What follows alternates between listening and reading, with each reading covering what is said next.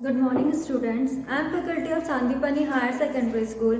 Today, I am going to start our new chapter from Movements books of class 9th in English subject. हम लोग class 9th में English subject का जो movement book है उसमें का चैप्टर स्टार्ट करने जा रहे हैं. The chapter name is Eswaran the story Taylor. हमारे चैप्टर का जो नाम है ईश्वरन द स्टोरी टेलर. पहले जो हमारा स्टोरी टेलर का जो वर्ड है वो क्या होता है, पहले हम वो समझ लेते हैं. स्टोरी टेलर मतलब कि जो हमें कहानी बता रहा है. तो here we will see two characters. हम यहाँ पर दो कैरेक्टर्स देखेंगे जिसका नाम क्या रहेगा. एक का ईश्वरन है जो कि क्या स्टोरी बता रहा है, और एक महेंद्र है जो कि स्टोरी को क्या कर रहा है, सुन रहा है, और उसकी गिर्द गिर्द क्या है, सारी स्टोरी है. तो ये जो ईश्वरन है ये इस तरह की स्टोरी बताता है जैसे कि अगर हम भी कुछ सी स्टोरी बुक पढ़ते हैं या फिर मैगजीन्स पढ़ते हैं, उसमें भी अगर हमें कुछ हम जो स्टोरी पढ़ते हैं उसमें कैसा रहता है, सस्पेंस रहता है, ड्रामा रहता है, उसके बाद हमें एंड पता चलता है. तो इसी तरह से जो ईश्वरन है he will also tell the story same cat. अगर उसे कुछ स्टोरी महेंद्र को बताना है तो वो किस बेसिस पे बताता है, सस्पेंस क्रिएट करेगा. स्टार्टिंग में किस तरह से, स्टार्टिंग में पूरा सस्पेंस रखेगा, मिड में भी थोड़ा सा इस तरह से सस्पेंस रखेगा कि सामने वाले को लगेगा कि हाँ ठीक है अब इसका क्या हो रहा है, कहीं ना कहीं एंड हो रहा है, फिर ड्रामा क्रिएट करेगा, उसके बाद पूरी एंडिंग करता है स्टोरी की. तो let us start our story Iswaran the story teller. The story was narrated to Ganesh by a young man Mahendra by name. जो स्टोरी है वो कौन नरेट कर रहा है, जो कि महेंद्र का कौन सा है, छोटा भाई है, उसका नाम क्या है, महेंद्र है. He was a junior supervisor in a firm which offered on hire supervisors. ये क्या है, ये किस तरह का काम करता है, किसी कंपनी में क्या है, एक सुपरवाइजर है, जूनियर सुपरवाइजर है. जैसे कि हम देख सकते हैं कौन कौन सी कंपनी, जैसे कि क्या क्या काम करता है ये, at various types of construction sites, factories, bridges, dams and so on. तो ये इस तरह को क्या करता है, इन सारी जो इंफ्रास्ट्रक्चर जो बिल्डिंग्स रहती हैं इनको क्या करता है, सुपरवाइज करता है. Mahendra job was to keep an eye on the activities at the work site. Mahendra की जो जॉब है वो क्या है, जूनियर सुपरवाइजर. तो सुपरवाइजर का क्या काम रहता है कि जो आदमी उनके अंडर में काम कर रहा है उनको क्या करना है, सुपरवाइज करना है, उनको बताना है, और जितनी भी एक्टिविटीज हो रही है काम में उसको क्या करना है, देखना है. तो इसका भी काम क्या रहता है कि Mahendra wants to keep eye on the activities going on the work place. He had to keep moving from one place to place every now and then and ordered by the head office, from a coal mining area to a railway bridge construction site, from there after a few months to a chemical plant which was coming up somewhere. तो ये क्या करता है, इसको क्या करना रहता है, हर जगह क्या जितनी भी एक्टिविटीज़ होती है वर्क साइट पे वहाँ पर क्या करना रहता है, इसको ध्यान रखना रहता है. तो इसको जो इसके बॉस से जितना भी ऑर्डर आता है, हेड ऑफिस से जितना भी ऑर्डर आता है, फ्रॉम प्लेस टू प्लेस मतलब हर एक दूसरी जगह से जितना भी ऑर्डर रहता है तो उसको क्या करना पड़ता है, सारी एक्टिविटीज़ पर ध्यान रखना पड़ता है. जैसे कि ब्रिज कंस्ट्रक्शन साइट से जो हेड का ऑर्डर आ रहा है उस पर जितनी भी एक्टिविटीज़ करवानी है उसको देखना रहेगा. और ऐसा बोला गया है कि from thereafter a few months to a chemical plant which was coming up somewhere. जहाँ पर कंस्ट्रक्शन साइट है वहीं पर ही थोड़े महीनों बाद कौन सा एक प्लांट खुलेगा, केमिकल प्लांट सेटअप होगा. फिर महेंद्र के बारे में बताया है कि he was a bachelor, his needs was simple and he was able to adjust himself to all kinds of odd conditions. Mahendra जो है वो कैसा है, बैचलर है, ही इज़ नॉट मैरिड ना, और वो बहुत ही सिंपल, वो किसी भी तरह की कैसी भी सिचुएशन होती है उसमें अपने आप को क्या कर लेता है, एडजस्ट कर लेता है. किसी भी, जैसे कि whether it was an ill equipped circuit house और a makeshift can was stand in the middle of a stone quarry, but one asset he had was his cook Eshwaram. पर महेंद्र के बारे में ऐसा बता रहे हैं कि वो किसी भी कंडीशन में अपने आप को एडजस्ट कर लेता है, भले ही कि जैसे जहाँ पर वो रहता है, अगर उसको जहाँ पर वो रह रहा है तो अगर उसके घर में लाइट नहीं है, इलेक्ट्रिक सर्किट प्रोवाइड नहीं हुई, तो then also he will survive easily in that condition also in that condition. तो ऐसा बता रहे हैं कि वो एक चीज़ में कभी भी कॉम्प्रोमाइज़ नहीं करता है. उसके साथ हमेशा कौन रहता है, उसका कुक रहता है, जो कि क्या है, एसेट है, मतलब कि जो कि उसका नाम क्या है, ईश्वरम. एसेट मतलब कि उसके साथ हमेशा रहता है उसका कुक जिसका नाम है ईश्वरम. The cook was quite attached to Mahendra and followed him uncomplaining where he was posted. जो कुक है वो महेंद्र से बहुत ही ज़्यादा अटैच्ड है, उसको बहुत ही अटैचमेंट है महेंद्र से, और जो महेंद्र जहाँ जाता है वहाँ पर वो उसके साथ जाता है, भले उसके कहीं पर भी पोस्टिंग है उसके साथ वहाँ पर जाता है. He cooked for Mahendra, washed his clothes and chatted away with his master at night.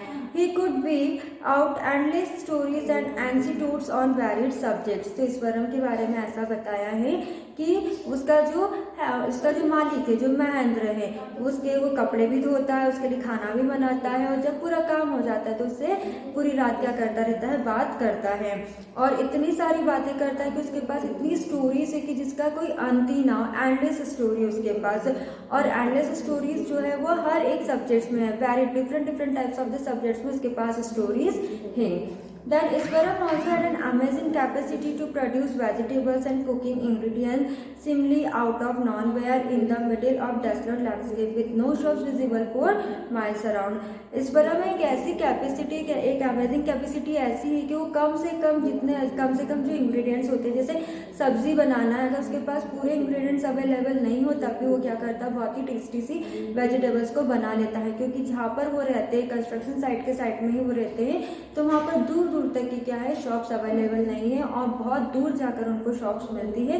तो ऐसा बताया गया ईश्वरम की पर्सनालिटी के बारे में कि he will produce any type of vegetables with low ingredients also. He would miraculously conjure up the most delicious dishes made with fresh vegetables within an hour of arriving at the zinc sheet shelter at the new workplace. Mahendra would be up early in the morning and leave for work after breakfast. तो जो महेंद्र है उसके बारे में बताया कि जो महेंद्र वो सुबह जल्दी उठकर अपने काम पर चले जाता है, और अपना जो ब्रेकफास्ट रहता है, leave for work after breakfast, अपना जो काम रहता है उसके बाद ही क्या करता है, वो ब्रेकफास्ट लेता है. Carrying some prepared food with him, meanwhile Iswaram would tidy up the sheet, wash and clothes and have a luxury bath, pouring several buckets of water after he sat muttering a prayer all the while. तो जितना भी जो भी सुबह का काम रहता है कि हमको क्या करना, फ्रेशन अप होना, उसके बाद हमें घर संभालना, ये सब कुछ करना है, तो वो कौन करता है, ईश्वरम करता है. It would be lunch time by then, after eating he would be read for a while before dozing off. तो जब पूरा काम हो जाता है, ब्रेकफास्ट ओवर हो जाता है, तो उसके बाद क्या होता है, लंच टाइम आता है. लंच टाइम होता है तो the book was usually some popular Tamil thriller running to 100 of pages. तो जब वो ईश्वरम जो रहता है अपना लंच कर लेता है, सब कुछ फ्री टाइम पर वो क्या करता है, जितना भी फ्री टाइम रहता है उसमें क्या करता है, वो तमिल थ्रिलर जो 100 पेजेस की होती है उसको क्या करता है, रीड आउट करता है. यूजुअली वो कौन सी लैंग्वेज में स्टोरी बताता है, वो तमिल लैंग्वेजेस की स्टोरी बताता है, और उसको जो तमिल की जो बुक्स रहती है, जो स्टोरी बुक रहती है, उसको पढ़ने में बहुत मज़ा आता है. And imaginative descriptions and narrative traditions would hold Iswaran in thrall. और जब वो बुक पढ़ता जाता है तो उसी में वो क्या करता है, इमेजिन करता रहता है, उसी में इमेजिनेशन में क्या करता है, डिस्क्रिप्शन प्रोवाइड करता है, और जिस तरह से जो नैरेटर होते हैं स्टोरी को किस तरह से बताते हैं, बहुत ही सस्पेंस रहता है, ड्रामा रहता है, उसी तरह से वो उसको क्या करता है, रीड आउट करता है स्टोरी को. His own descriptions were greatly influenced by the Tamil authors that he read. उसके जो डिस्क्रिप्शंस रहते हैं वो किससे इन्फ्लुएंस होते हैं, जो तमिल रीडर्स होते हैं उसी बेसिस पर क्या होते हैं, उसके जो तमिल ऑथर्स रहते हैं उन्हीं की बेसिस पर क्या रहते हैं, उसके डिस्क्रिप्शंस इन्फ्लुएंस होते हैं.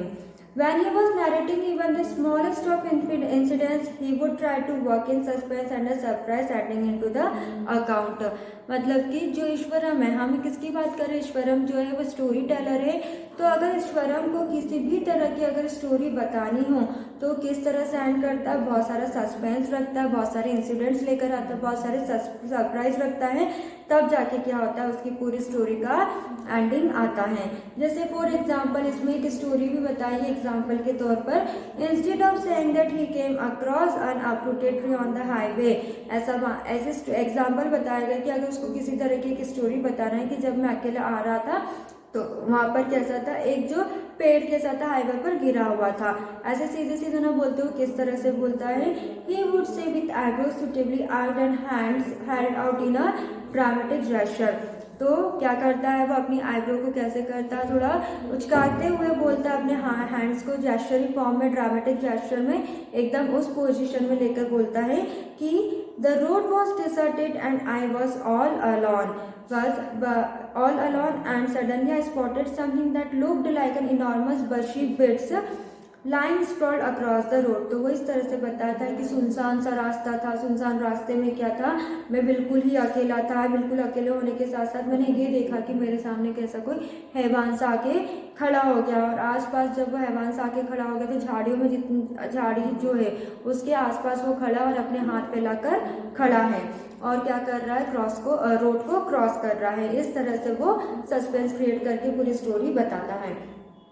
I was half inclined to turn and go back, but as I came closer, I saw that it was a fallen tree. पर वो क्या बोलता है कि जब मैं इतना सब कुछ डरावना देख लेता हूँ, कौन बोलता है, ईश्वरम बोलता है, जो कि एग्जाम्पल बता रहा है कि जब मैं थोड़ा सा उसको देखता हूँ और मैं क्या करता हूँ, थोड़ी सी आगे जाता हूँ, फिर क्या करने लगता हूँ, पीछे आने लगता हूँ, फिर वापस से आगे जाता हूँ, और जब मैं फाइनली उस गिरे हुए पेड़ के पास चले जाता हूँ तो मैं क्या देखता हूँ कि ड्राई ब्रांचेस स्प्रेड आउट। तो इस तरह से वो देखता है कि वो पेड़ जो गिरा हुआ है, जो बशी थिंग्स है, वो क्या है, उसकी जो पत्तियां है वो पूरी फॉलन डाउन है जमीन पर। तो इस तरह से वह एंडिंग करता है अपनी स्टोरी की। Mahendra would stretch himself back in this canvas chair and listen to Iswaran's tales uncritically. तो महेंद्र जो रहता है वो क्या करता है, उसकी जो चेयर रहती है उसको आराम से पीछे खींच लेता है, उस पर बैठ जाता है, और जो ईश्वरम उसको स्टोरी बताता है उसको बहुत ही गौर से क्या करता है, सुनता है। The place I come from is famous for timber. Eshwaram would begin. There is a richly wood forest all around. फिर वो बताता है कि एक बार की बात है कि जब मैं एक रास्ते से आ रहा था तो वहाँ पर क्या है, बहुत ही जाना माना क्या है, टिम्बर है, मतलब कि वुड है। तो ईश्वरम इस तरह से स्टार्ट करता है अपने स्टोरी को कि richly would is forest all around, मतलब कि बहुत ही क्या है, उस जगह पर क्या है, बहुत ही अमाउंट में जंगल है, बहुत ही घने घने जंगल है, जो कि काय से घिरे हुए, एकदम लकड़ियों से घिरे हुए हैं।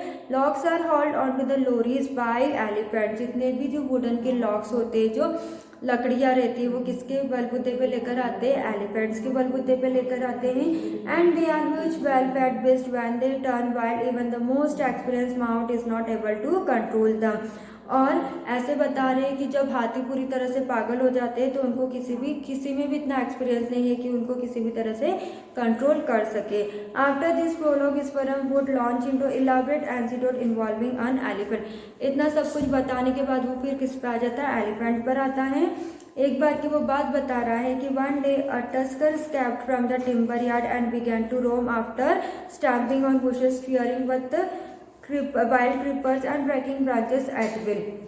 तो एक दिन की बात बता रहा है कि जो टिम्बर था अचानक क्या हो गया था, फॉलन डाउन हो गया था, जिसकी वजह से जो झाड़ियाँ थी वो भी कैसी हो गई थी, स्प्रेड आउट हो गई थी, और बहुत सारी जो ब्रांचेस थे वो भी क्या हो गई थी, इधर उधर हो गई थी। You know sir how an elephant behaves when it goes mad. फिर वो एलिफेंट के बारे में बता रहा था कि जो जितने भी टिम्बर्स पे, जितने भी जो लॉक्स रहते, जो लोरीज रहती है लकड़ियों की, वो कौन रख कर लेकर जाता है, एलिफेंट रख कर लेकर जाता था। तो फिर वो पूछता है कि वो स्टोरी इसकी बता रहा रहता है, टिम्बर और एलिफेंट की। तो पूछता है आपको पता है जब एलिफेंट पूरी तरह से पागल हो जाते तो वो कैसे हो जाते हैं। Eswaran would get so caught up in the excitement of his own story that he would get from the floor and jump about, stamping his feet in emulation of the mad elephant। तो वो अपनी story में इतना flow हो जाता है, इतना घूम जाता है, इतना घुल जाता है कि फिर वो बताता है कि उनको पकड़ना बहुत ही ज़्यादा मुश्किल रहता है। उनके जो फीट रहते हैं वो कैसे करते हैं, बहुत ही उचकाते हैं, बहुत ही आतंक मचा देते हैं, और उनको पकड़ना, एलिफेंट को पकड़ना बहुत ही ज़्यादा कैसे हो जाता है, मुश्किल हो जाता है जब एलिफेंट पूरी तरह से पागल हो जाता है। The elephant reached the outskirts of our town, breaking the fences down like matchsticks. He would continue. तो वो कंटिन्यू करता रहता अपनी स्टोरी। वो बता रहा होता है कि एक बार की बात है, हमारे टाउन में, हमारे विलेज में क्या हो गया था, एक एलिफेंट आ गया था और उसने जितनी भी हमारे यहाँ पर फेंसेस लगी होती, जितनी भी फेंसिंग थी तार वार की, वो सब क्या कर दी थी, उखाड़ दिए थे। और इसी तरह से वो क्या करता रहता, अपनी स्टोरी को कंटिन्यू करता है। It came into the main road and smashed all the stools selling foods, mud pots and clothes. People ran helter-skelter in the panic। तो जब वह हाथी पूरी तरह से पागल हो गया था तो जितने भी स्टॉल्स थे, मतलब कि जितने भी रोड साइड के जितने भी फ्रूट्स थे, वेजिटेबल्स की जो स्टॉल्स थी, वो कैसी हो गई थी, पूरी तरह से स्मैश्ड हो गई थी, मतलब कि पूरी तरह से वैनिश हो गई थी, डिस्ट्रॉय हो गई थी, डैमेज हो गई थी।